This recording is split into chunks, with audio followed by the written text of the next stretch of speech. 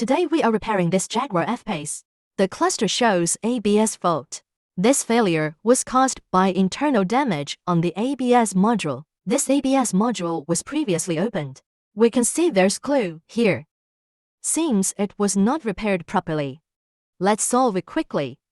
This one is our use ABS, ready to use. We are going to put this on the core. This is where it goes.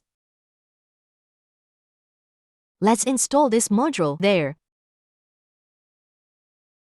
Put it in this position.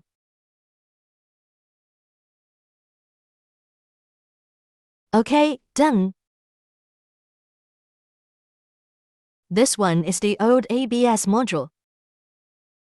We are programming the used module now. Okay, finished it.